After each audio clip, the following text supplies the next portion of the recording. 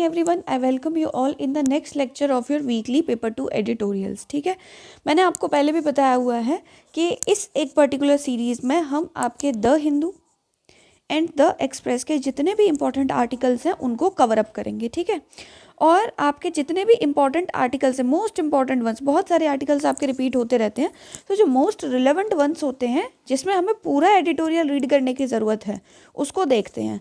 कुछ आर्टिकल्स आपके न्यूज़ में ऐसे भी आते हैं जो कि as a case study use होते हैं, सिंपल। उसमें हमें या तो अच्छी केस स्टडी मिल जाती है या फिर अच्छा वैल्यू एडिशन के लिए कुछ पॉइंट मिल जाता है। तो उसके लिए तो आपको डेली बेसिस पर जो आप न्यूज़पेपर रीडिंग करते हैं कम से कम 30 मिनट वहाँ से दीजिए और फिर ये वीकेंड पे आके पूरा रिवीजन कर लीजिए। ठीक है, जिन बच्चों को विजन की मैगज़ीन देखनी रहती है वो उसी में अपना टाइम लगाते हैं, उन बच्चों के लिए न्यूज़पेपर और विजन की मैगज़ीन दोनों कर पाना पॉसिबल नहीं होता और करंट के अकॉर्डिंग वो हैवी भी हो जाता है बहुत, है ना। तो उनके लिए भी ये इनिशिएटिव बहुत हेल्पफुल है कि आप 1 घंटे में आओ और पूरे वीक का देख लो। ठीक है, क्लियर हो गई इतनी चीज़ें? फाइन। आज का हमारा जो फर्स्ट आर्टिकल है this is related to POCSO. POCSO क्या है आपका? POCSO is protection of children from sexual offences act 2012 का। ठीक है, ये 2012 का आपका एक्ट है। इसको यूजुअली क्या था कि आपके जो बच्चे होते हैं, चिल्ड्रन की डेफिनेशन क्या है? Anybody who is below 18 years of age, 18 साल के नीचे जो भी है इस एक्ट के अकॉर्डिंग वो चिल्ड्रन की कैटेगरी में आता है। ये चिल्ड्रन की डेफिनेशन है ना। तो इनको अगेंस्ट सेक्सुअल ऑफेंस बचाने के लिए जो चाइल्ड राइट एक्सपर्ट्स थे या फिर उस टाइम पे आपकी जो भी देन गवर्नमेंट थी उन्होंने ये एक्ट लाया था। अब प्रेजेंटली ये एक्ट न्यूज़ में क्यों है? प्रेजेंटली ये आपका न्यूज़ में इसलिए है क्योंकि इस एक्ट का हो रहा है मिसयूज़ और इसके रिगार्डिंग सुप्रीम कोर्ट ने एक नया क्लॉज इंट्रोड्यूस किया इस एक्ट में, that is Romeo Juliet clause. ठीक है, रोमियो जूलियट क्लॉज कहते हैं इसको, है ना। तो चाइल्ड राइट्स में जो है या फिर एडोलेसेंट्स का जो आपका थीम होता है, जो कि मैंने आपको बताया हुआ है पहले, चाइल्ड, एडोलेसेंट्स एंड यूथ, उससे रिलेटेड ये है। ठीक है, इसको वहाँ पे वैल्यू एडिशन देनी है आपने। इसमें क्या किया गया आपका कि यूजुअली जो यंग एडल्ट्स होते हैं, यंग एडल्ट्स मतलब 15-16 साल के जो बच्चे होते हैं, usually they get into a relationship in the sense कोई स्कूल फ्रेंड के साथ, कोई कॉलेज में जो 16-17 साल के बच्चे, कुछ बच्चे कॉलेज में 17 साल के भी होते हैं। ठीक है, तो they get into a relationship and usually जो उनकी रिलेशनशिप होती है अगर वो इंटरकास्ट है, ठीक है, या फिर उनकी फैमिली को, उनके कम्युनिटी के मेंबर्स को इस बात का आइडिया लग जाता है कि इन लोगों की जो रिलेशनशिप है ये इंटरकास्ट है या फिर they are in some sort of love, तो वो उनके अगेंस्ट जाने की कोशिश करते हैं। ठीक है, ऑनर के नाम पे, है ना। ऑनर किलिंग्स आपने बहुत सुनी होंगी, ऑनर के नाम पे। तो यूजुअली क्या होता था कि उन बच्चों के जो रिलेटिव्स होते थे और जो फैमिली मेंबर्स होते थे वो पॉक्सो का मिसयूज़ करते थे। ठीक है, इसका मिसयूज़ किया जाता था। मिसयूज़ कैसे किया जाता था कि जो लड़का होता था यूजुअली, है ना, जो मेल होता था, एक फीमेल होगी एक मेल होगा, तो जो मेल होता था उसके अगेंस्ट पॉक्सो लगवा देते थे। कौन लोग? जो फीमेल के फैमिली मेंबर्स हैं या फिर इनके रिलेटिव्स हैं। ठीक है, तो इस तरीके से इनकी रिलेशनशिप को एंड करने की कोशिश की जाती थी, है ना। जो इनका लव बॉन्ड है उसको ख़त्म करने की कोशिश की जाती थी और ये स्पेशली इंटरकास्ट मैटर्स में ज़्यादा होता था या फिर इंटरफेथ मैटर्स में ज़्यादा होता था, है ना। तो इनका ये जो पर्सनल चॉइस है, जो आपका राइट टू प्राइवेसी वाला फंडामेंटल राइट है ना, आर्टिकल 21 जो आपका है, राइट टू लाइफ, आर्टिकल 21। ठीक है, ये जो है आपको एक क्लियर कट चॉइस देता है कि you can choose your partner, है ना। ये राइट जो है आपका ट्रांसजेंडर कम्युनिटी के पास भी है, LGBTQ के पास भी है आपका ये राइट। ठीक है, कि you can choose your partner.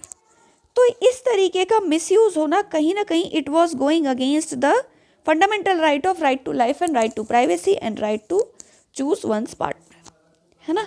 Plus क्या हो रहा था, ये एक्ट कहीं ना कहीं हेल्पफुल हो रहा था उन लोगों के लिए जो इंटरफेथ मतलब मैटर्स होते हैं या फिर जो इंटरकास्ट मैटर होते हैं, एग्जिस्टिंग जो आपका ट्रेडिशनल कास्ट का सिस्टम है उसके अगेंस्ट जाने की कोशिश करते हैं। वो लोग उनको जो लोग उस चीज़ के अगेंस्ट होते थे वो मिसयूज़ करते थे इस एक्ट का। ठीक है, क्लियर हुआ? तो यही यहाँ पे इन्होंने बताया हुआ है। The intervention validate years of alarm over how statute designed to. अब इसको ये वर्ड्स आपको देखने हैं यहाँ से। ठीक है, have long voiced the menace of POCSO Act being weaponized by families to punish young persons. But especially आपके जो young men हैं in a romantic relationship with young women, the intervention validates years of alarm over how a statute designed to shield against predatory violence has been subverted into enforcing parental authority. ये terms आपको याद रखने हैं, है ना। Act का misuse होने लगा किस चीज़ के लिए? पेरेंटल अथॉरिटी को रीइंफोर्स करने के लिए, ट्रेडिशनल सोशल बाउंड्रीज को रीइंफोर्स करने के लिए। इंटरकास्ट नहीं होना चाहिए, इंटरफेथ नहीं होना चाहिए, ठीक है। The systemic vulnerability lies with in the acts inflexible architecture. Act जो है हमारा वो इनफ्लेक्सिबल है, एग्जेम्पशंस नहीं देता। इसी एग्जेम्पशन का नाम अब प्रेजेंटली आपका सुप्रीम कोर्ट दे रहा, वो आपका रोमियो जूलियट क्लॉज है ना। It will protect these young men and young women, है ना, against the parental authority, ठीक है। इसके रिगार्डिंग एक और चीज़ ये थी, एक और आर्ग्यूमेंट ये रखा गया था कि ऐसा भी किया जा सकता है कि पॉक्सो में जो चिल्ड्रन की डेफिनेशन है 18 ईयर्स एज द एज, उसको लोअर भी किया जा सकता है, उसको 15-16 भी कंसिडर कर सकते हैं, है ना। लेकिन ये इसका अल्टीमेट सॉल्यूशन नहीं था। What if somebody is 14 years old and that person is in a love relationship, तो फिर वो उसके लिए प्रॉब्लम होगी। तो इसीलिए एज लोअर करने वाला फैक्टर जो है उसको कंसिडर नहीं किया गया और रोमियो जूलियट क्लॉज लाया गया, ठीक है। Applying strict liability in which the minor person's consent is rendered legally irrelevant, POCSO casts an indiscriminate net on those it deems to be offenders, ठीक है ना। प्लस इसके जो स्ट्रिंजेंट प्रोविजंस थे, मैंडेटरी मिनिमम सेंटेंसेस थे, बहुत ही heinous offences से बचने के लिए थे कि बच्चों के अगेंस्ट जो सेक्सुअल ऑफेंसेस होते हैं उससे, जो कि एक हीनियस ऑफेंस, आपका हीनस ऑफेंस ही है ना। लेकिन यूजुअली इसका क्या हुआ? मिसयूज हुआ। इन केसेस ऑफ इलोपमेंट क्रॉसिंग कास्ट और religious lines, parents often file charge of kidnapping and sexual assault. इस तरीके से मिसयूज हो रहा था कि अगर कोई कपल घर से भाग जाते हैं, मोस्टली अगर वो इंटरकास्ट या इंटरफेथ वाले हैं, ठीक है, तो उनके ऊपर fake charges of kidnapping and sexual assault trigger कर दिया जाता था, स्पेशली अगेंस्ट द मेन, क्योंकि सेक्सुअल असेसमेंट मोस्टली जो आपकी थी हेरेसमेंट वाला केस, वो वुमेन को प्रोटेक्शन ज़्यादा देता है। As a result, in the current framework, a consensual adolescent relationship is hard to distinguish from coercive abuse, allowing families to use the state's punitive machinery against partners they consider unsuitable. यही words as it is, यही lines as it is थोड़ा याद करने की कोशिश करना। बहुत अच्छी लैंग्वेज यूज़ की है इन्होंने, बहुत डिफिकल्ट भी नहीं है और सीधा आपकी बात को बता भी रही है।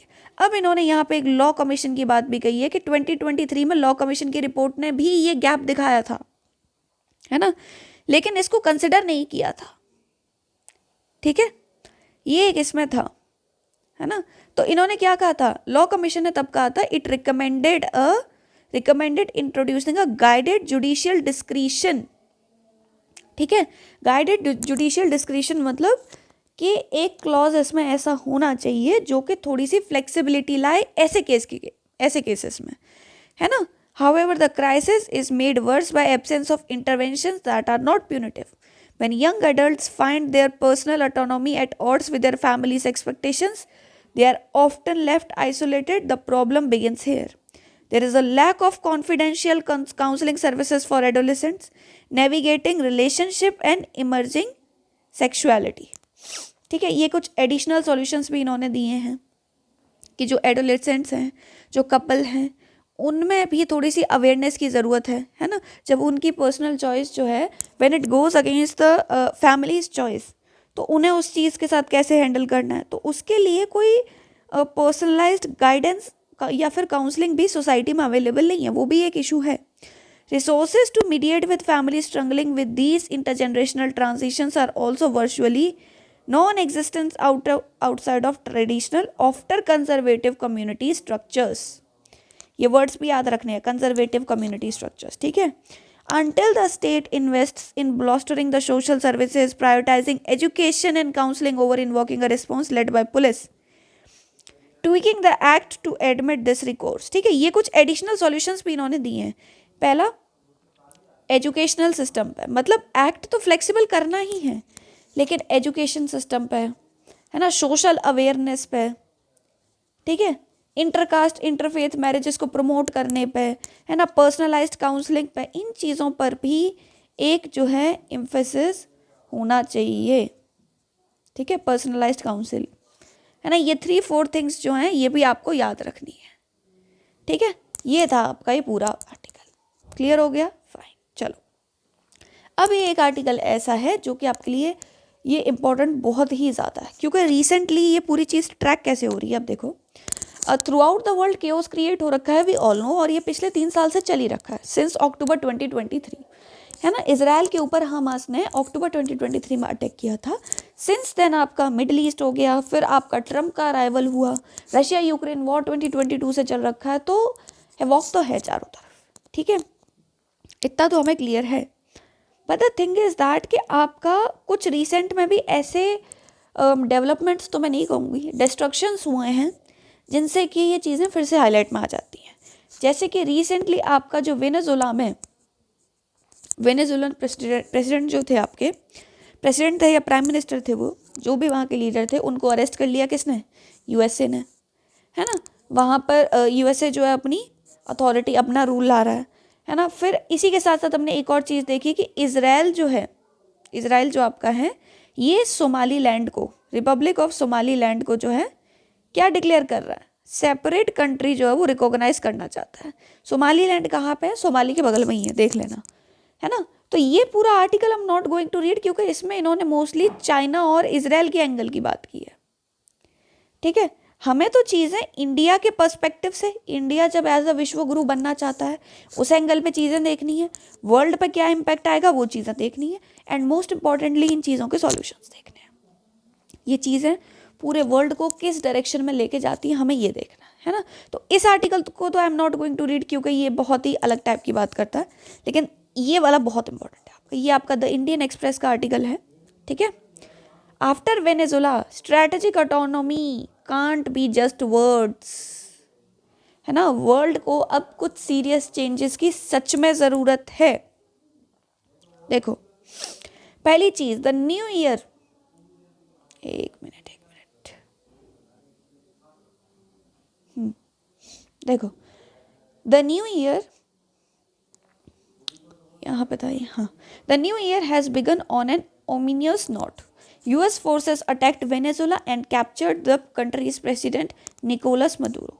This was not a covert operation against a non-state actor. ये कोई covert operation आपका नहीं था किसी terrorist organization के against, है ना, किसी या फिर non-state actors बहुत सारे आपके होते हैं, है ना। इंडिया में तो नक्सलाइट्स होते हैं, बाकी कंट्रीज में कुछ और कहते होंगे, ठीक है।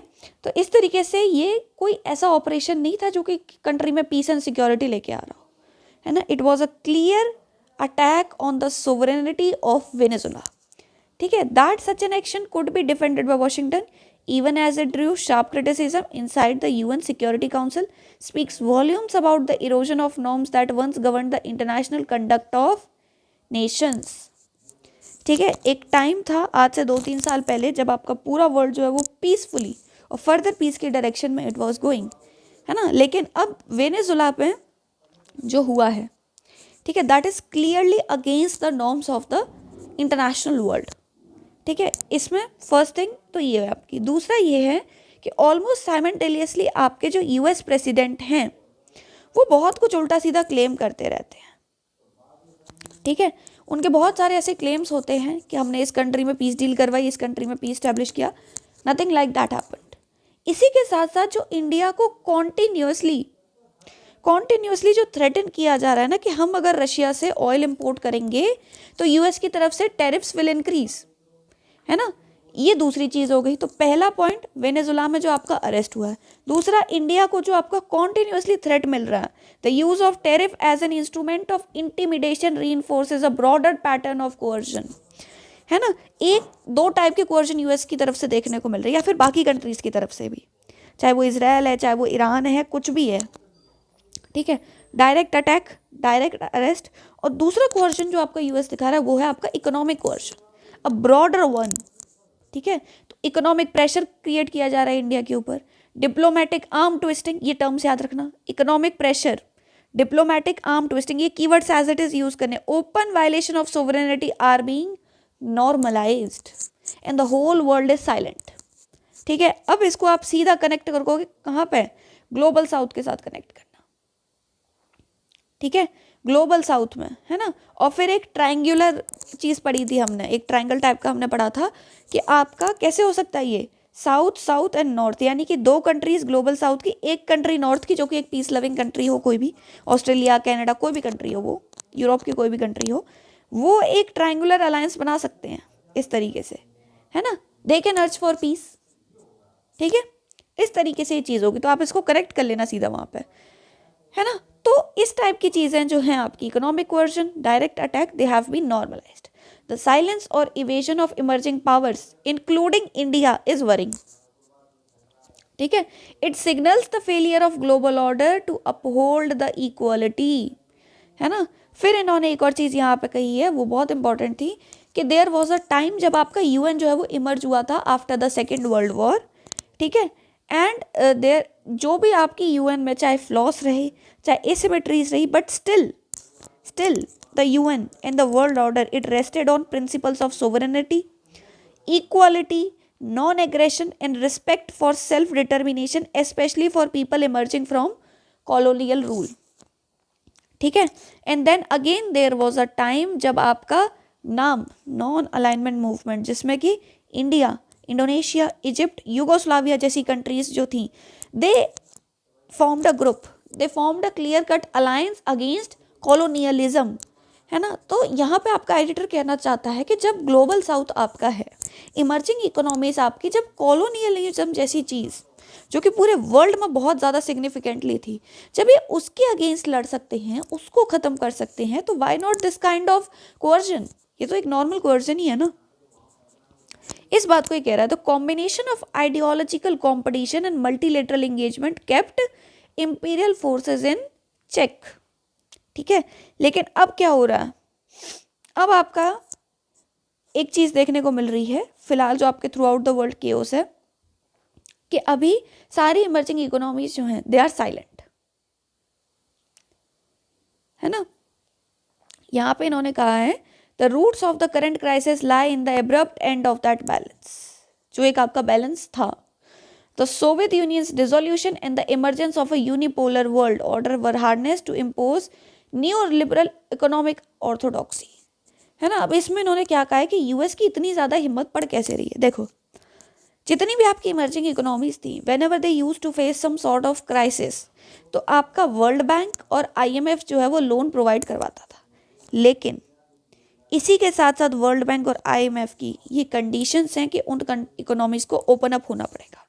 एंड कहीं ना कहीं डायरेक्टली और इनडायरेक्टली, अगर हम इंडिया का एग्जांपल छोड़ दें तो मैक्सिमम कंट्रीज जो हैं, जैसे ही उन्होंने वो कैपिटलिस्ट मॉडल लगाया है अपनी कंट्री में, तुरंत उनकी इकोनॉमीज फेल हुई हैं, है ना। तुरंत वो किस में गई हैं, डेट ट्रैप में गई हैं। और जो कंट्रीज थी, countries like USA, countries like Australia, जहाँ पे capitalism already at its peak था, ठीक है, वो कहीं ना कहीं ट्रेड सरप्लस ले गई, एक्सेप्ट इंडिया, है ना। वो कहीं ना कहीं ट्रेड सरप्लस ले गई। वो इनकी पॉलिसी से, जो पॉलिसीज, जो वर्ल्ड मैप, जो आपका वर्ल्ड बैंक, आईएमएफ जैसे इंस्टीट्यूट्स खड़े किए गए थे डेवलपिंग कंट्रीज की हेल्प के लिए, through out the world peace and equality लाने के लिए, ultimately they served the purpose of the developed countries, है ना। तो रिजल्ट अल्टीमेटली क्या आया, ठीक है, क्या आया, it weakened the public sector, India में भी यही हुआ, प्राइवेटाइजेशन पर प्राइवेटाइजेशन, राइजिंग इनइक्वालिटी, और क्या हुआ, राइजिंग अनएम्प्लॉयमेंट। इन्होंने ये भी बताया, the promise was growth and prosperity but the reality has been persistent unemployment, widening inequality, chronic डेब्ट and most importantly ecological devastation. ठीक है, weakened labour protection and open their economies to speculative capital, जो FDI हम लोग इतना पढ़ते रहते हैं, है ना, दैट इज स्पेक्यूलेटिव कैपिटल आपकी। कैसे, इंडिया में भी आपने एफडीआई का पैराडॉक्स पढ़ा हो तो आपको एक चीज़ पता चलेगी, इंडिया में बहुत सारा एफडीआई आता है लेकिन रुकता कुछ भी नहीं है। तो आप कैसे उस कैपिटल पे डिपेंडेंट हो सकते हो कि आपके बिजनेस में किसी ने पैसा डाला और फिर 1 साल बाद वो इंसान अचानक से कह रहा है मुझे निकालना है मेरा पैसा। कैसे, इस मॉडल पे कैसे आपकी कंट्री ग्रो कर सकती है। इसका मतलब ये है कि वो लोग आपके पास इन्वेस्ट करने नहीं आ रहे हैं, वो बस इन्वेस्ट करके शॉर्ट टर्म में प्रॉफिट लेके निकल रहे हैं। तो the economies can not rely on such kind of capital. ठीक है, इस तरीके से आपको चीज़ें कनेक्ट करनी है कि इसको एफडीआई से कनेक्ट करो, इसको ग्लोबल साउथ के साथ कनेक्ट करो, है ना, ऐसे कनेक्शंस बिठाने इन चीज़ों के। ठीक है, अब इसके रिगार्डिंग इन्होंने कुछ सॉल्यूशंस दिए हैं। सॉल्यूशंस ये हैं, यूएस का ऐसा इंटरवेंशन पहले इराक, सीरिया, अफगानिस्तान हर जगह देखने को मिल चुका है। पहली चीज़, जो पहला सॉल्यूशन इन्होंने बताया वो ये बताया कि जो ग्लोबल इंस्टीट्यूट्स हैं आपके, they should be restructured to reflect the realities of the contemporary world. This is the first thing, है ना, represent the contemporary world's realities.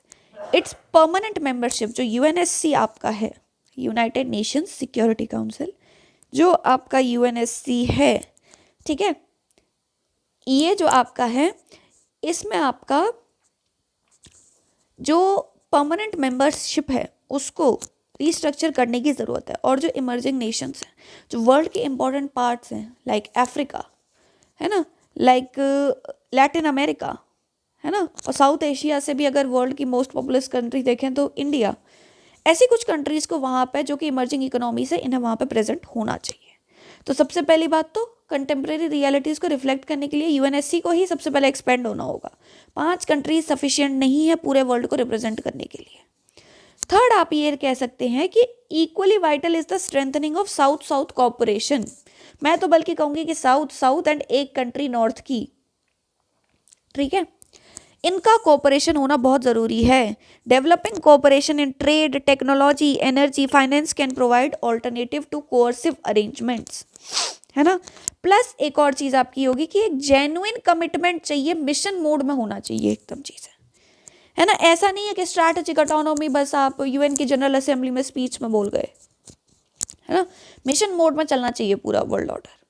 फिर एक और पॉइंट इन्होंने कहा, countries such as India need to rethink economic and foreign policies.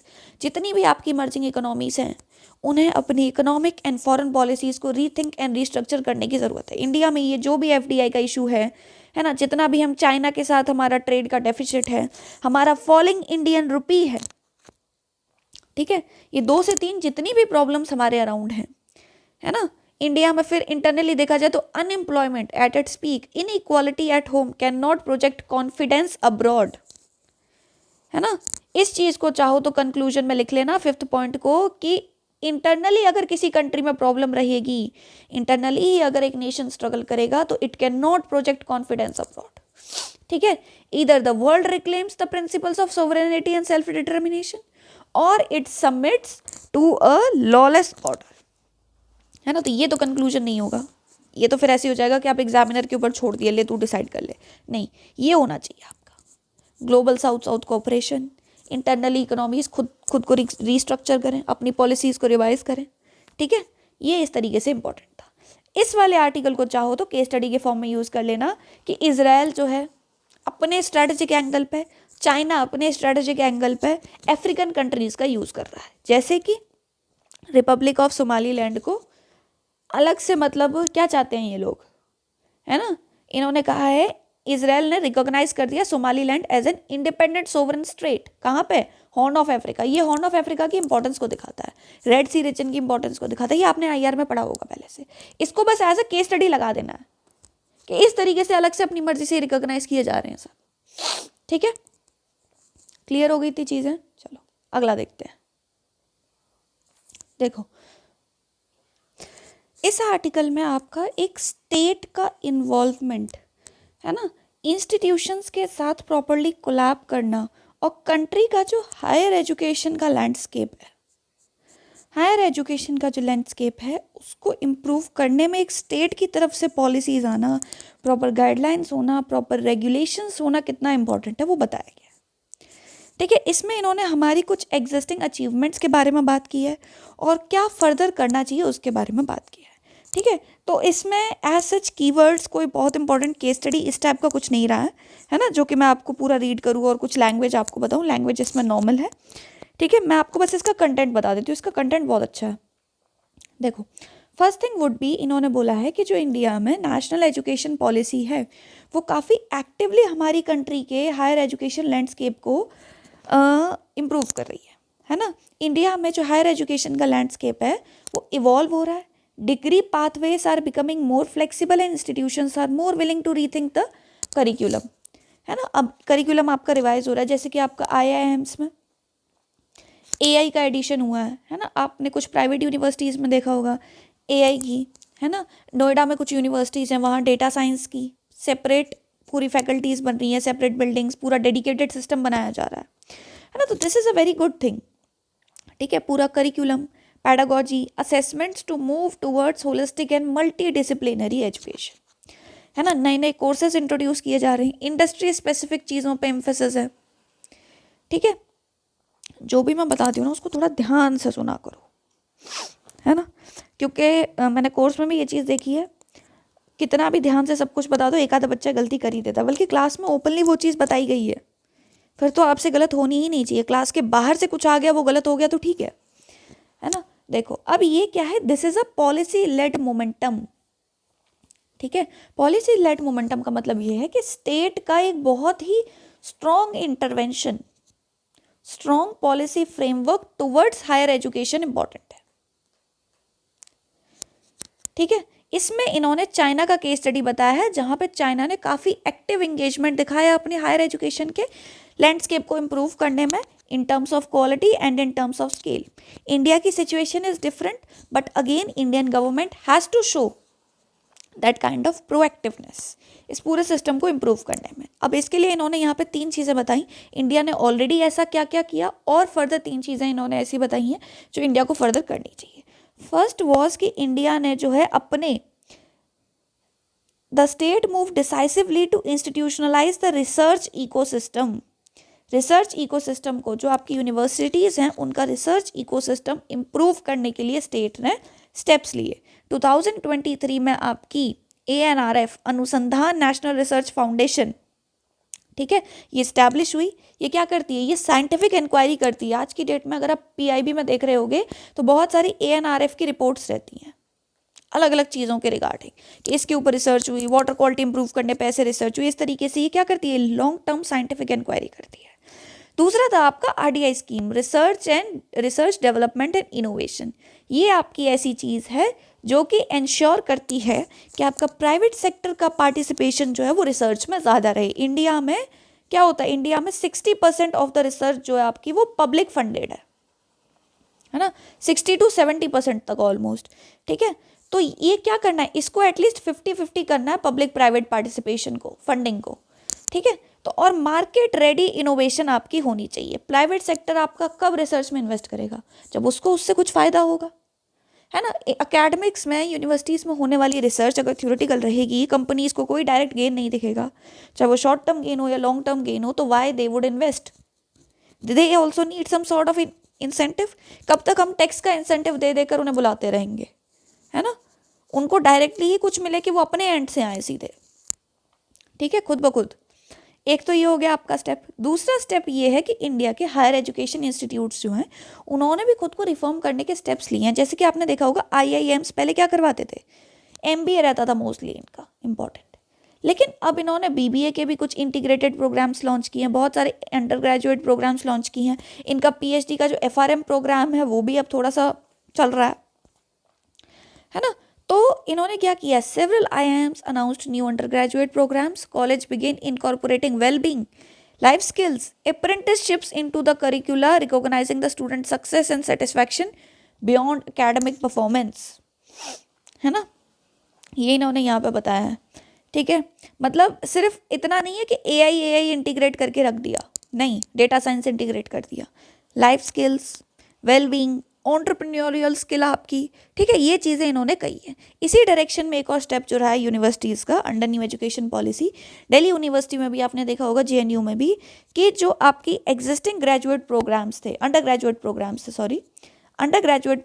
थे, उनके साथ ऑनर्स को जो है अब ज़्यादा प्रमोट किया जा रहा है। ऑनर्स में क्या होता है, ऑनर्स में आपका 1 साल रिसर्च इंटीग्रेट हो जाती है उसमें, है ना। तो ऐसे कोर्सेज को ज़्यादा प्रमोट करने की बात करी जा रही है, कोशिश पूरी की गई है। इससे एक अचीवमेंट भी इंडिया की रही है ना। QS वर्ल्ड रैंकिंग में इंडिया से ऑलमोस्ट 54 कंट्रीज जो हैं वो फीचर की हैं, एज कंपेयर टू कब, 2015 में आपकी सिर्फ 11 यूनिवर्सिटीज़ क्यूएस वर्ल्ड रैंकिंग होती थी, उसमें आती थी मैट्रिक में अच्छे लेवल पे, है ना। इस बार 54 रही है ना। और 2025 में आपकी मतलब 2024 में असेसमेंट रही होगी तो उसमें 46 रही थी। तो ये इम्प्रूवमेंट हुआ है काफ़ी, ये भी देखने को मिला है। तीसरा लैंडस्केप इन्होंने क्या कहा है कि इंडिया से बहुत सारे स्टूडेंट्स जो हैं, ठीक है, ये बच्चे जो हैं अब्रॉड पढ़ने के लिए जाते हैं। ये मैंने आपको पहले भी एक आर्टिकल में पढ़ाया था कि इंडियन स्टूडेंट्स जो हैं अब्रॉड क्या प्रॉब्लम्स फेस कर रहे हैं, कितनी मोबिलिटी है, कितनी फीस जाती है, टाइट वीज़ा रिजीम्स हैं, है ना, प्रॉपर एम्प्लॉयमेंट के चैनल्स नहीं है, क्लियर करियर पाथवेज नहीं है, ठीक है। They have to settle for part time jobs, है ना, they have to juggle between 2 to 3 jobs, है ना। तो उन चीज़ों को भी सॉर्ट आउट करने के लिए क्या हो रहा है, इंडिया की भी बहुत सारी यूनिवर्सिटीज़ ने फॉरेन में कैंपस लगाए, जैसे कि आईआईटी ने दुबई में, और बाहर की भी बहुत सारी universities from UK, from Australia, they are also coming to India, they are also establishing their campus. ये है हमारा थर्ड सिस्टम, थर्ड अचीवमेंट। इन तीन चार चीज़ों के बारे में एडिटर ने बात की है। ये आपका पॉलिसी इंटरवेंशन है, रेगुलेशन का फ़ायदा, जो कि लैंडस्केप को, जो आपका हायर एजुकेशन का लैंडस्केप है, उसको काफ़ी अच्छे तरीके से इंप्रूव कर सकता है। Then comes the 3 developments will likely guide the next year. जो फर्स्ट है आपका, वो है कि आपका विकसित भारत शिक्षा अधिष्ठान बिल 2025। ये किस लिए है, जो आपका हायर एजुकेशन में, है ना, स्टैंडर्ड्स होते हैं, रेगुलेशंस होते हैं, एक्रीडिएशन आपकी होती है, पूरा जो गवर्नेंस सिस्टम है हायर एजुकेशन का, उसको स्ट्रीमलाइन करने के लिए, ट्रांसपेरेंट बनाने के लिए और रोबस्ट बनाने के लिए ये है, ठीक है। इंडिया में जो स्पेशलाइजेशन होती थी वो सिलोट होती थी, अलग अलग रहते थे, कोई कनेक्शन नहीं होता था। लेकिन अब क्या है, इंडस्ट्री और अकेडमी, इंडस्ट्री एंड अकेडमी के बीच में कनेक्शन, ठीक है, अकेडमिया। एंड देन आपका जो वेरियस स्पेशलाइजेशंस जो कि पहले एकदम अलग रहती थी, वाटर टाइट कंपार्टमेंट टाइप, उनके बीच में भी कनेक्शन, ठीक है। 2 डायरेक्शंस में कनेक्शन स्टैब्लिश करने की बात इसमें की गई है, ठीक है। एक चीज़ तो ये हो गई इसमें, है ना। फिर आपका सेकंड इन्होंने बताया है कि आर्टिफिशियल इंटेलिजेंस को ज़्यादा इंटीग्रेट करना है for both teachers and students, ठीक है, ताकि रियल लाइफ मॉडल्स इंडिया में localised real life application of technology देखने को मिल सके। कब तक हम इंपोर्ट करते रहेंगे, है ना, इंडिया की अपनी एजुकेशन की प्रॉब्लम्स, हेल्थ की, एग्रीकल्चर की, सस्टेनेबल सिटीज़ की जो भी प्रॉब्लम है, उस डायरेक्शन में एआई को इंटीग्रेट किया जा सकता है, ठीक है। थर्ड है आपका कि स्ट्रॉन्गर फोकस जो है वो साइंस एजुकेशन पे देखना चाहिए। इंडिया में स्टेम एजुकेशन का जो एनवायरनमेंट है, it is very very weak, है ना। डॉक्टर एंड इंजीनियर, इन 2 को छोड़ के और भी तो चीज़ें होती हैं ना। इसरो को भी तो बहुत सारे टैलेंटेड साइंटिस्ट्स की ज़रूरत है, इंडिया को भी तो खुद के टैलेंटेड एस्ट्रोनॉट्स की रिक्वायरमेंट है, खुद के रिसर्चर्स की रिक्वायरमेंट है ना। कल को क्लाइमेट रेजिलिएंट आपको जीएम क्रॉप्स बनाने हैं, तो उसके लिए क्या चाहिए, स्ट्रॉन्ग रिसर्चर्स चाहिए ना पहले। तो बीएससी इन एग्रीकल्चर में भी तो उतना ही अच्छा स्कोप हो जितना कि बीटेक में है ना।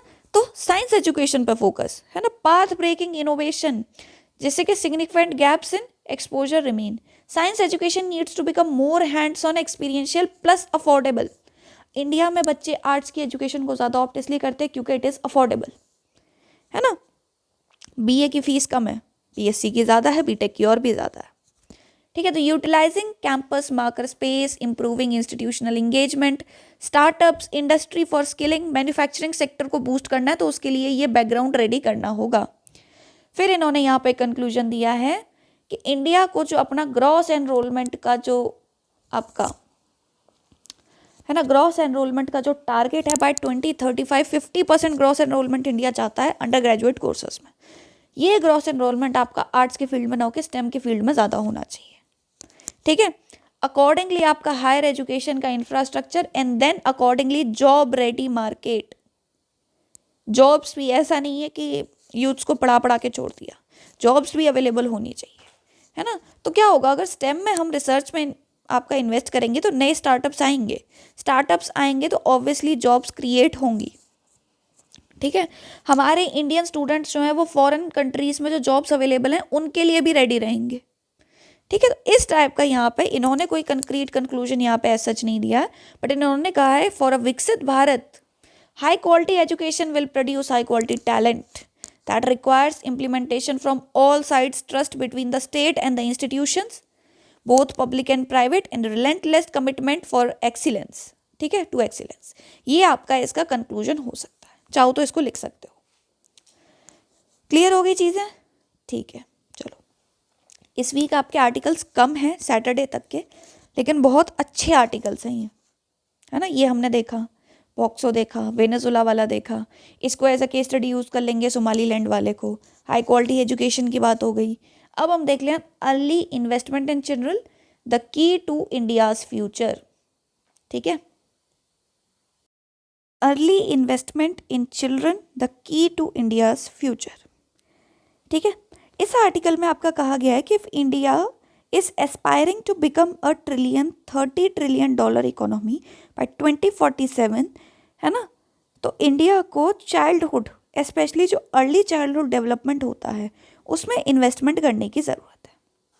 ठीक है, ऑब्वियस सी बात है कि इंडिया को अपना infrastructure, manufacturing, digital innovation, ease of doing business, ठीक है, ये सारी चीज़ें पब्लिक डिस्कोर्स में रहती हैं and they are very important. But something which is equally important and remains missing is your early childhood care and development, है ना. अब without strengthening the foundation laid in earliest years of life, India's development ambitions risk being on fragile ground. ठीक है, an investment in ECCD is not a welfare investment but a strategic economic investment. ये याद रखना, ये term है जो कि आपको याद रखनी है, ये लाइन एज इट इज़, कि early childhood care and development में अगर हम इन्वेस्ट कर देंगे तो वो कोई वेलफेयरिस्ट इंटरवेंशन नहीं है, वो एक इकोनॉमिक इन्वेस्टमेंट है. क्योंकि अल्टीमेटली इन्होंने आगे बताया है कि अगर अर्ली चाइल्डहुड फेज में proper nutrition is just one dimension, इन्होंने बहुत सारे डायमेंशंस की बात की है, बताऊंगी मैं आगे. चाइल्ड के जो अलग अलग डायमेंशंस होते हैं लाइफ के, अगर उस पर एम्फेसिस नहीं किया गया तो ऑब्वियस सी बात है वो एक अच्छे एडल्ट में कन्वर्ट नहीं हो सकता, है ना. इसमें इन्होंने बताया कि उनकी लाइफ का, किसी भी चाइल्ड की लाइफ के जो फर्स्ट 1000 डेज होते हैं, these are the most important for growth and development of a child, है ना. इसमें इन्होंने WHO की और यूनिसेफ की रिपोर्ट के बारे में बताया है. इसको कहा जाता है विंडो ऑफ अपॉर्चुनिटी. ठीक है, फिर उसके बाद जो अनदर 2000 डेज होते हैं till the age of 6 years, है ना. तो ये जो 8 साल तक का फेज है ना, ये क्या करता है, इनिशियल जो 3000 डेज हैं इसमें ब्रेन की शेपिंग होती है, ब्रेन का आर्किटेक्चर होता है, फिजिकल हेल्थ बनती है, कोग्निटिव एबिलिटी डेवलप होती है, इमोशनल रेगुलेशन होता है और सोशल स्किल्स. तो इन सभी डायमेंशंस पे फोकस करने की ज़रूरत है. ये वो डायमेंशंस हैं जो कि इन्होंने मेनली बताए हैं. The early capabilities developed during this period determine the child's capacity to learn, adapt, contribute productively to society as an adult. फिर यहाँ पे एडिटर ने कहा है कि children who are well nourished, children who are emotionally secure, cognitively stimulated are more likely to complete education. ये हम generally देखते हैं कि जो लोग सोसाइटी में पुअर सेक्शन से बिलोंग करते हैं, जिनकी अर्ली चाइल्डहुड टाइम्स में जो अनीमिया से सफ़र करते हैं, people, children who are stunted, children who are wasted, ठीक है, या फिर ओबेसिटी भी मान लो, वो भी तो एक प्रॉब्लम है ना, ओबेसिटी हो गई आपकी. ठीक है, या फिर children who face any sort of trauma, criminal families में जो बच्चे रेज होते हैं. ठीक है, children who face any other society की नेगेटिविटी को जो कन्फ्रंट करते हैं, वो बच्चे यूजुअली अपनी एजुकेशन कंप्लीट नहीं कर पाते, प्रॉपरली स्किल्स एक्वायर नहीं कर पाते, है ना. They can not participate meaningfully in the work force. एक प्रॉपर चाइल्डहुड डेवलपमेंट इन सारी एबिलिटीज़ पे, brain structure, physical health, cognitive ability, emotional regulation, सब कुछ. ठीक है, और बात ये कही है कि अगर अर्ली चाइल्डहुड डेवलपमेंट में इन्वेस्टमेंट कर दी जाए तो फ्यूचर में हेल्थ केयर गवर्नमेंट को देना पड़ता है, रेमेडियल एजुकेशन देखनी पड़ती है, सोशल प्रोटेक्शन देखनी पड़ती है, ये सारी चीज़ों की रिक्वायरमेंट कम पड़ेगी, है ना.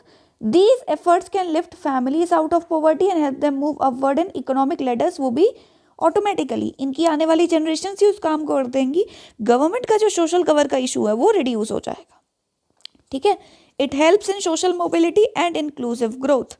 काफ़ी सारी डेवलप्ड कंट्रीज़ में ये चीज़, ये केस स्टडी है यहाँ पे देखने को मिला है, जहाँ से कि अर्ली चाइल्डहुड डेवलपमेंट में जहाँ इन्वेस्टमेंट की गई है वहाँ फर्दर एक काफ़ी हेल्दी वर्कफोर्स क्रिएट हुई है, जिसने ऑटोमेटिकली पॉवर्टी से बाहर ड्रैग किया अपनी फैमिलीज़ को. गवर्नमेंट को सोशल कवर भी कम देना पड़ता है.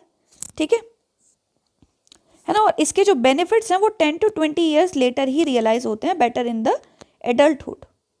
ठीक है, अब ऐसा नहीं है कि इंडिया ने ऐसा किया नहीं है। इंडिया का अगर हम प्रोग्रेस देखें तो child survival and safe motherhood हो गया, reproductive and child health programmes आपके हो गए, है ना। और भी गवर्नमेंट प्रोग्राम्स जैसे कि मिशन सक्षम आंगनवाड़ी, पोषण 2.0, ये कुछ ऐसी चीज़ें हैं जिन्होंने न्यूट्रिशन एंड अर्ली केयर की बात की है। लेकिन मोस्टली जो आपके इंटरवेंशंस रहे हैं गवर्नमेंट के एंड से, वो मोस्ट या तो फोकस्ड रहे, नैरोली फोकस्ड कि न्यूट्रिशन पे ही फोकस्ड है, या फिर फ्रेगमेंटेड, एजुकेशन के लिए अलग, न्यूट्रिशन के लिए अलग, ऐसे करके सिलोस में चीज़ें हैं, है ना।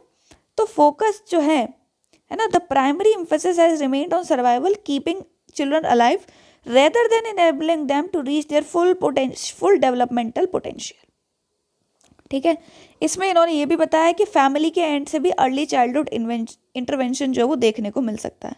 जैसे कि कुछ रिसर्च यहाँ पे इन्होंने बताई हैं जिनमें कहा गया है कि अगर कोई बच्चा सिर्फ 4 वीक्स ओल्ड भी है ना, अगर कोई बच्चा सिर्फ 4 वीक्स ओल्ड भी है तो भी उसको स्टोरीज नैरेट करी जानी चाहिए। वो रिस्पॉन्ड नहीं करता है लेकिन उसका दिमाग स्टिमुलेट होता है, न्यूरल स्टिमुलेशन देखने को मिली है ना।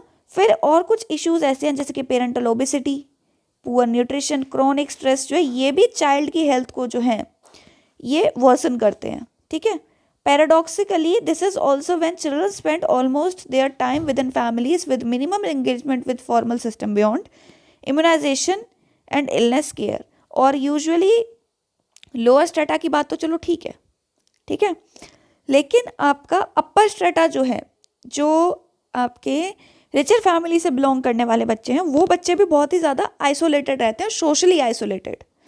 तो उन्हें भी सोशली इंगेज करवाना बहुत ज़रूरी है। इसके लिए इन्होंने कुछ सजेशंस दिए हैं, जैसे कि सबसे फर्स्ट इन्होंने बोला है India needs a structured pre marital and pre conception counselling for young adults and couples के लिए, focusing on nutrition, mental health, lifestyle choices and intergenerational impacts.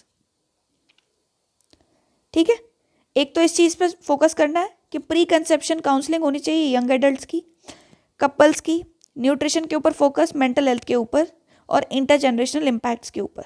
ठीक है, this would represent one of the highest return in public health. दूसरा ये है कि parents must be empowered with the knowledge about early stimulation and responsive care giving. कुछ low cost activities जैसे कि talking to their children, reading, singing, playing, emotional engagement, ये बहुत ही ज़्यादा ज़रूरी है बच्चे के साथ में अर्ली वीक्स ऑफ लाइफ में, है ना। Doing so accelerates formation of neural connections in the brain and future learning capacity. ठीक है, थर्ड इन्होंने बोला है कि पेरेंट्स और फैमिलीज जो हैं they should be trained in basic growth monitoring and age appropriate development milestones through periodic simple sessions. चौथा इन्होंने बताया India must invest far more in quality care and learning systems for children aged 2 to 5। ठीक है, 2 से 5 साल के बच्चों के लिए स्पेशली जो किंडर गार्डन्स का सिस्टम है, for preventing undernutrition and obesity and for shaping lifelong habits related to health and emotional regulation. Fifth है आपका एजुकेशन, न्यूट्रिशन और हेल्थ सिस्टम। ये तीनों चीज़ें जो हैं ये सिलोस में वर्क नहीं करनी चाहिए। Again these things should be interconnected. Children need learning, not just schooling, nutrition for life, not just feeding, wellbeing, not ritualistic checkups. ठीक है, ये लाइन्स ज़रूर याद रखनी है, बहुत इंपॉर्टेंट है ये 3 वर्ड्स आपके। Schools as the most widely accepted institutional platforms should evolve into integrated hubs for learning, health and nutrition। और ये काम मोस्टली आपके स्कूल्स करने चाहिए, स्पेशली जब आपके पेरेंट्स जो है वो ज़्यादा वर्किंग हो रहे हैं। ठीक है, एक और बताया है pre conception health and the first 3000 days must become a part of nationwide social conversation extending beyond clinics into homes, workplace and communities। हर एक लेवल पे बच्चे पे एक स्पेशल एम्फेसिस दिखाने की ज़रूरत है।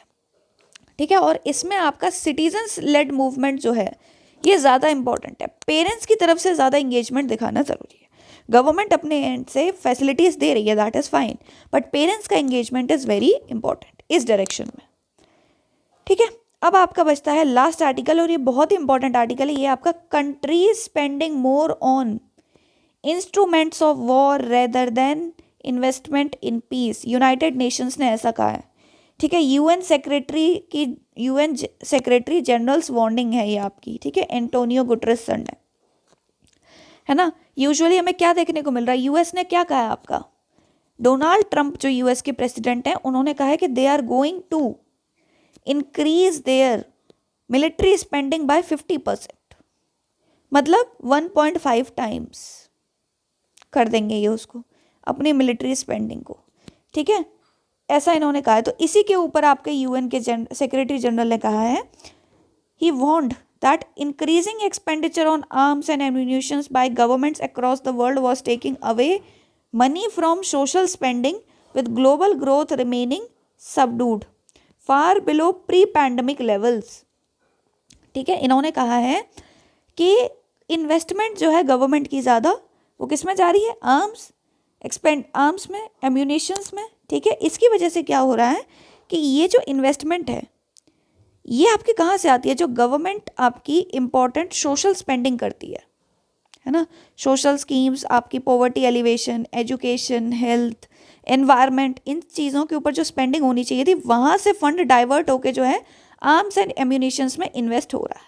एंड इन्होंने यहाँ पे क्लियरली एक साइकिल की बात की है कि अगर गवर्नमेंट्स की spending through out the world, चाहे वो यूएस हो या कोई और कंट्री हो, अगर मिलिट्री स्पेंडिंग ज़्यादा रही तो ऑब्वियस सी बात है कि जो सोशो इकोनॉमिक एक्सपेंडिचर होता है ना, एजुकेशन के ऊपर एक्सपेंडिचर हो गया, हेल्थ के ऊपर एक्सपेंडिचर हो गया, सोशो इकोनॉमिक, ठीक है, ये अगर कम हुआ तो ऑब्वियस सी बात है कि इन फ्यूचर आपके पॉवर्टी के लेवल्स जो हैं वो बढ़ेंगे तो नहीं, लेकिन इतनी जल्दी घटेंगे भी नहीं, है ना। एजुकेशन के रिगार्डिंग ग्रोथ जो होगी वो कम होगी, एजुकेशन में ग्रोथ कम होगी, एजुकेशन सेक्टर अगर फेल होता है या फिर कम ग्रो करता है तो अल्टीमेटली जो यूथ है, जो वर्कफोर्स है, वो अच्छी रेडी नहीं होगी, हेल्थ सिस्टम रॉबस्ट नहीं होगा, तो वर्कफोर्स आपकी अगेन स्ट्रांग नहीं होगी। तो इससे क्या होता है, जहाँ पे पॉवर्टी के लेवल्स ज़्यादा होते हैं, जहाँ पे एजुकेशन लिटरेसी कम होती है, हेल्थ रॉबस्ट हेल्थ सिस्टम कम होता है, वहीं पे आपके जो वॉर्स हो गए, कन्फ्लिक्ट्स हो गए, ठीक है, प्रॉक्सी वॉर्स हो गए, सिविल वॉर्स हो गए,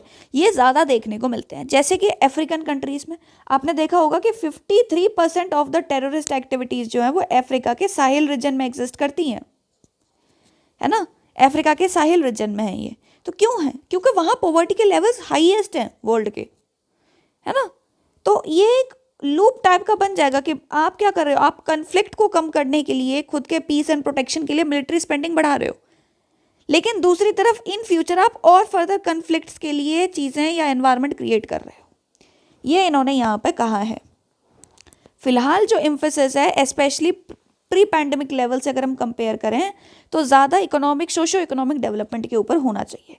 strategic rivalries are eroding multilateralism and fragmenting markets leading to disruption in global trade and investment. This is the first point जो कि इन्होंने बताया कंसिक्वेंस, है ना। फिर आपकी UN's world economic situation and prospect report कहती है,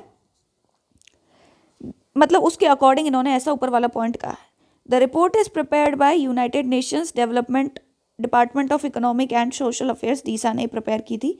प्लस एक और बात इन्होंने यहाँ पे कही है, heated competition for critical minerals spraying on weak governance and social cohesion driving uncertainty and division across affected communities. एक जो बहुत ज़्यादा फोकस है क्रिटिकल मिनरल्स के ऊपर, किस लिए, एक आर्म्स की रेस में, दूसरा एआई की रेस में। इन दो की रेस में critical minerals, rare earth metals जो आपके होते हैं, ठीक है, उनके ऊपर ज़्यादा एक हीटेड कंपटीशन होने की वजह से गवर्नेंस, पॉवर्टी, इंटरनल इश्यूज जो हैं कंट्री में, सोशल डिविजन्स जो हैं, उनके ऊपर एम्फेसिस जो है वो बहुत कम हो गया है ना।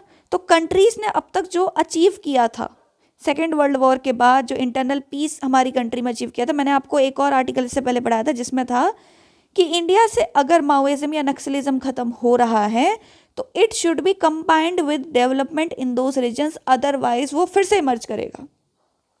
सच kind of things has been there, यही इन्होंने यहाँ पे कहा है। And rising military expenditure is diverting scarce resources away from social spending as countries spend more on instruments of war than or investment in peace। ये line as it is ये line use कर लेना conclusion में, काफ़ी impactful लगेगी। फिर इन्होंने यहाँ पे बताया है कि ये चीज़ डिस्कशन में कब आई, जब डोनाल्ड ट्रंप ने आपने कहा कि अब तक यूएस का जो बजट रहता था वो $1 ट्रिलियन रहता था मिलिट्री के ऊपर, ठीक है। अब ये कह रहे हैं कि इट शुड बी $1.5 ट्रिलियन, है ना, यही इन्होंने बताया है। तो इससे पूरे वर्ल्ड का कंबाइंड टोटल कितना हो जाएगा, $2.7 ट्रिलियन, है ना। The steepest annual increase since 1998. The rise has been driven by world's 10 largest spenders which make up nearly 75% of the total, ठीक है। और मनी कहाँ से डाइवर्ट हो रहा है, long term human investment, infrastructure development, cooperation with vulnerable economies को जो रिक्वायरमेंट होती है फंड की, क्लाइमेट के रिगार्डिंग फंड की रिक्वायरमेंट, है ना। क्लाइमेट फाइनेंस जब हमने पढ़ा था उसमें भी हमने ये देखा कि $1.3 ट्रिलियन एनुअली टिल 2035 रिक्वायर्ड है, लेकिन अब वो कहीं और ही डाइवर्ट हो रहा था। यहाँ पे तो फिर ये लोग $300 बिलियन ही प्रॉमिस कर पाएंगे और वही उन्होंने किया है। तो this thing should not be there. India के केस में थोड़ा सा देखने को मिला है अलग चीज़। इंडिया के केस में द थिंग इज दैट कि इंडियन इकोनॉमी अच्छी खासी ग्रो कर रही है 7.4% के रेट पर। क्वार्टरली ग्रोथ फिलहाल रिसेंट में ये देखने को मिली है। और इंडिया का जो आर्म्स एंड एम्यूनिशंस में या फिर जो मिलिट्री एक्सपेंडिचर है वो भी प्रोपोर्शनली लगभग उतना ही रहा है ना। 8% ऑफ द बजट के अप्रॉक्स ये रहता है आपका टोटल जो बजट आउटले होता है उसका 8% ही रहता है एक्सपेंडिचर का। तो ठीक है, दिस इज़ फाइन, है ना। तो इंडिया जो है वो एक पीस लविंग कंट्री के फॉर्म में इमर्ज कर रहा है ना। तो यूएस को और जो बाकी के डेवलपिंग कंट्रीज हैं इन्होंने बताया ना यहाँ पर टॉप 75% वर्ल्ड के 10 लार्जेस्ट स्पेंडर्स जो हैं इन्हीं का एक्सपेंडिचर जो है वो राइज होता हुआ दिखाया पड़ता है। जैसे यूएस रशिया का भी इंक्रीज होता हुआ दिखा है, ईरान का भी इंक्रीज होता हुआ दिखा है, चाइना का भी इंक्रीज होता हुआ दिखा है। चाइना आर्टिफिशियल आइलैंड्स बना रहा है। चाइना की तो आदत ही है मतलब डुअल यूज़ इंफ्रास्ट्रक्चर क्रिएट करने की, कि सिविलियन इंफ्रास्ट्रक्चर क्रिएट करेंगे और एंडिंग में उसका होगा डुअल यूज़, मिलिट्री यूज़ भी होगा, ठीक है। चलो, so this is all for today, है ना। इतने ही इंपॉर्टेंट आर्टिकल्स इसमें थे। एक आधा आर्टिकल और था आपका डेटा के रिगार्डिंग, एक आर्टिकल आया था, है ना, कि आज की डेट में डेटा जो है आपका ये ऑयल के जैसा हो गया। इसको ऑयल के साथ कंपेयर किया गया था कि जितनी इंपॉर्टेंस एक इकोनॉमी में ऑयल होल्ड करता है उतनी इंपॉर्टेंस एक डेटा होल्ड करता है। तो इसके रिगार्डिंग एक आर्टिकल था जिसे सर ने अचीव CAPF का जो टेलीग्राम चैनल है वहाँ पे पोस्ट किया था, है ना। अगर देखना है किसी को ये आर्टिकल तो काफ़ी इंपॉर्टेंट आर्टिकल है। मैंने यहाँ वीडियो में इसलिए नहीं लिया क्योंकि आर्टिकल बहुत बड़ा है, तो इसको तुम लोग अपने एंड से पढ़ना है इस एक आर्टिकल को, ठीक है। So thank you so much, we will meet in the next video.